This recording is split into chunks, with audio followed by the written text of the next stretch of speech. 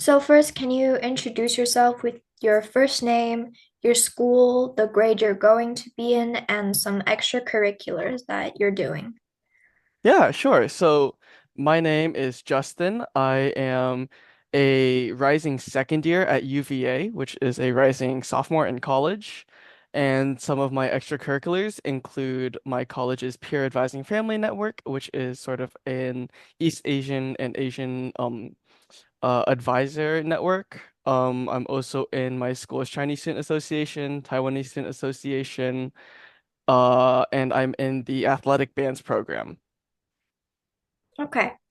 So are you familiar with the concept of generative AI? I am, yes. Okay. How often would you say you use generative AI? I would say that I've used generative AI either once or twice in my entire academic career. How have you used it? How have I used it? I used it to sort of try to find answers to questions regarding mathematics. AI is not good for math. No, AI is really bad at mathematics and especially calculus. AI can't do calculus. Oh no, I tried it once. It was horrible.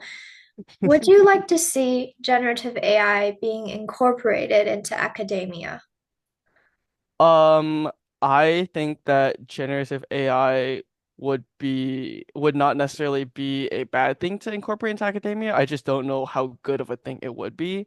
So I would say, um, at this point, I'm pretty neutral, leaning negatively toward generative AI in academics. Okay, yeah. Do you think the use of generative AI in school might hinder students' development of essential skills? I do think that it hinders development of essential skills because it sort of not only does it allow students to sort of create material that might not necessarily be theirs, but another issue is that it incentivizes the wrong thing for a lot of students.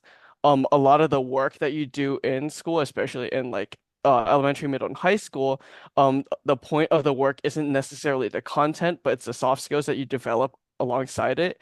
And I think using generative AI, sort of, first of all, in the process of using it, you don't actually develop those soft skills. And second of all, it sort of de-emphasizes the value of those skills and instead really just focus on the course material because like for example when you learn math in school you're learning mainly like critical thinking and problem solving versus if you're using AI you kind of miss the point of that. Same thing with things like reading. You're learning reading comprehension but also you're learning like how to fact check things on the internet. You're learning about reliable sources and that's also something that's like lost when you use sort of AI. Okay, that's really well said, actually.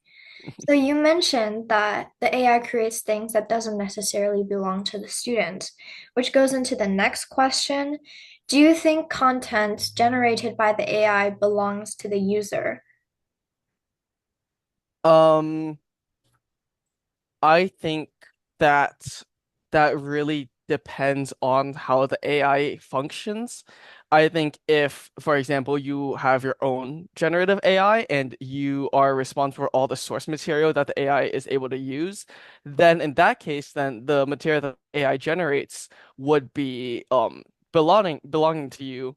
I think that's even the case if the AI is not necessarily like programmed by you. I think the lines get a lot more blurry and hard to differentiate when the AI is taking sources from multiple people, multiple different sources, and then if it's not necessarily yours, especially if it's just pulling information from the internet that people might not have consented to or might not have like been made aware of. Like examples would be I know recently I believe Meta changed their terms and services for their generative AI and like the post of artwork, for example.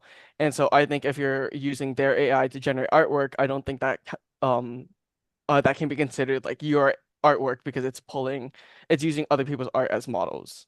Okay. Can you elaborate on what you mean by your own AI? Right. So let's say I take a fresh generative AI, like I just have the code for it. There's no like information given to it and like It's like completely clean. Basically, there's no data inputted into it, and if I ask it any question, it won't be able to spit out a response because it doesn't have anything to go off of. I think that if an individual were to take that and self-populate it with their own data, so for example, if you want to have an AI that creates art and you input exclusively your own art that you've created in the past, in the present, whatever, and then you're having it create artwork, I think you can consider that artwork your own. Mhm. And same thing applies for like papers, same thing applies for like anything else that the AI might create. You only own the content of you own the database as well. That is what I believe, yes. Okay. Do you believe students can show their own analytical thinking while using generative AI? I actually think they do. I think they can, but it's in a very different method. I think a lot of the thinking that students get can sort of gather from generative AI and sort of train is a lot more on the like data science learning aspect, like maybe writing out ways to filter out data where like, hey, like I'm taking like some of this data is just factually incorrect, for example. Like I'm trying to write a paper and some of the data that the AI is gathering is incorrect. I think doing things like filtering out that data, that is where you get the analytical thinking. It's from directly working with the AI, not using the AI.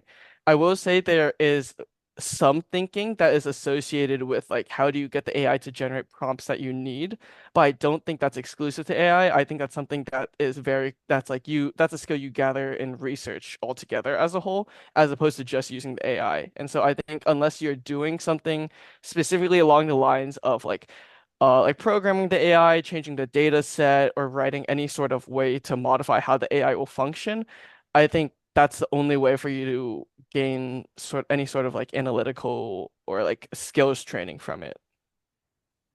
Okay, yeah, that's a great answer. This one is so, from a student perspective, how do you think teachers can change maybe teaching methods and adapt to the rise of AI? Because so many people are already using generative AI technology in school. So, what would be helpful to students? Yeah, so actually it's really interesting because I was actually talking to a professor about this who is in a CS professor who's currently in a lab and they're trying to work on how to incorporate generative AI. And so one of the things they're actually doing is for example like in college in a lot of the big lectures the ratio between like students to faculty or students to like teachers assistants is really high. And so what they're trying to do is they're trying to sort of create a generative AI that is able to help students, that's able to like answer their questions. And so they're doing things like they're loading in like course material, they're training the AI to answer questions in a certain way, and they're trying to implement ways that like that they can sort of use AI alongside sort of their own resources just because there's too much demand for that help. And I think that's a really good way to use generative AI in the classroom. I think outside of it, one of the things that generative AI does to a classroom is actually does a really good job of differentiating sort of good teachers from less let's say like less as dedicated teachers because I think in like the most common case of generative AI that I've seen have been in classes that require writing. So things like English classes, history classes, philosophy classes. And I think in those cases, if the teachers are attentive and they're good with their grading and things like this, it's very easy to tell when the AI is being used or misused. And so I think for those cases, it's better for the teachers to sort of continue on their path and to just like catch the catch the AI whenever they can. Um, Obviously, as the AI is improving, it's harder to do so, but I don't think we've reached a point where you can really do that. And then I do think sort of using the AI as like a sort of like a virtual teaching assistant is from what I've seen the best way to implement the AI in the classroom. Okay. It's interesting you brought up it differentiates the good teachers from the less dedicated teachers because the other person we interviewed said the same thing. She said that if teachers generate more entertaining content, student wouldn't go towards using generative AI to complete their work. Also, Yeah, can you give me the name and email of that professor? I can actually give you the name and email of the professor. Give me a You second to can pull give it it up. to me later over Instagram after the Yeah. interview. Okay. hmm So the last question is just how do you think AI is going to grow in the next 5 years? Um, I think AI is honestly, it's hard to say whether AI will or will not grow exponentially because I do think here's what I think is that I think as AI so the usage of AI in the public eye has pretty much reached, in my opinion, its peak point, just because to the public, there's not that much more that the AI can do that can directly benefit like a normal person. I think AI will continue growing on like a job front, for example. So like there are a lot of jobs that you can automate with AI, and a lot of those jobs are more like they're less technically focused. And I do think there will be a rise of sort of online related crime, things like scams, marketing fraud, or any sort of fraud that's online really, just because with an AI it's much more efficient to do it. Um I do think that yeah, it's also going to grow in a lot of workplace positions, depending whether or not there's legislation passed on like allowing AI to code that may or may not sort of impact whether or not AI can do things like take over like CS industries, data science industries. I do believe there are a lot of industries that will remain untouched. I think the biggest for me, in my personal opinion, is that education will remain largely untouched by AI just because, as we saw from the COVID-19 pandemic, sort of the only way you can really teach students is in person, face to face. That's the way that proved to be most effective. And so I don't think AI are able to replicate things like that. And there are quite a couple of other jobs which function in this format. Um, I also do think, in relation to sort of AI in the public eye, I also did recently read an article that said ChatGPT, the parent company, OpenAI, does have a way to watermark their sort of AI prompts, and they're currently developing a more like detailed version. And then the reason that I mean, they're not releasing it for a multitude of reasons, also because you probably lose sales. But I do think if those things also are released, then there's going to be a lot more sort of controversy about the usage of AI in sort of just all fields. Mhm. Okay. You're our most well-spoken by far, but probably because you're also the oldest. Yeah. Yeah. Okay, the last one isn't pertaining to the interview. It's more like how can we improve the interview process? And are there any questions that you think we missed or you want us to ask the other interviewees? Yeah, I think your interview process is really good. Honestly, the questions are very well designed and I think they get quite to the point. And then I also think it's great that you guys are actively taking notes and actively responding. Um, that's one of the big things. So, because like in the student orgs I'm in, I do a lot of like the more social chair stuff, and so I had to run interviews, and those were sort of the things that we Mm. looked for in our interviews.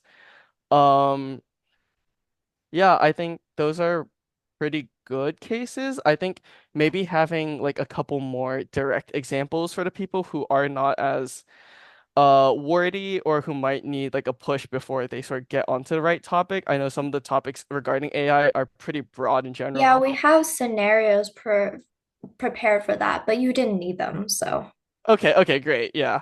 Yeah, I was about to say because I do talk a lot, so that's great. Perfect for interviews. yeah. But I think it's really well. Yeah. Yay, thank you.